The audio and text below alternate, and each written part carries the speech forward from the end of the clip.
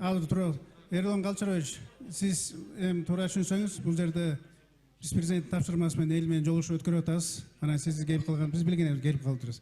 Биз эми суйлайбыз, маселе жок. Президиумга отурабыз, биякта айырмасы жок болуш керек сизге эми.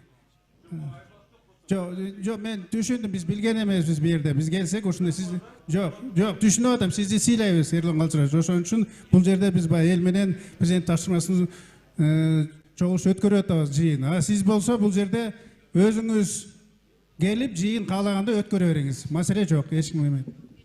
Бакытбек Жеңишбекович, мен, конечно, элим менен отурам. Ушул элим сайлаган мен негизичи. Бирок мындай болуп атат да, мен сизге айтып кетейин ушул жерденчи. Мыйзамдын чегинде жүрөлү да. Кайерде болбойлу, кайсы жерде болбойлу. Мыйзам чегинде жүрөлү. Ошону эле суранам да, мен сизден. Баары мыйзам чегинде өтүп атат, маселе жок. Урматтуу Бакытбек Жеңишбекович, Кыргызстандын мыйзамына баш ийбегенибизден, баары мыйзам чегинде жүрүп атат. Кыргызстандын мыйзамына баш ийбегенибизден, Бакытбек Жеңишбекович, ушул бардак болуп атат да, ушул элдер ушул жерге ошол. Баш ийбеген көрүп атабыз, ким баш ийип атат, ким баш ийбейт атат. Эми биз жылыйын уйлантып берели. Бакытбек Жеңишбекович, тоскоолдук кылбай турсаңыз, анан маселеңиз болсо суроо бересиз. Сиз менен жогорку кеңештин депутаты сүйлөнүп жатат. Эл өкүлү сүйлөшүп жатат сиз менен.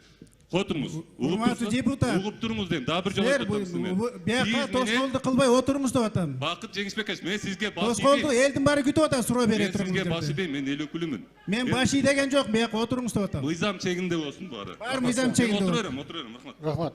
Экинчи микрофон. Кыскача, убакытты туура пайдаланалы. Регламентти сактайлы.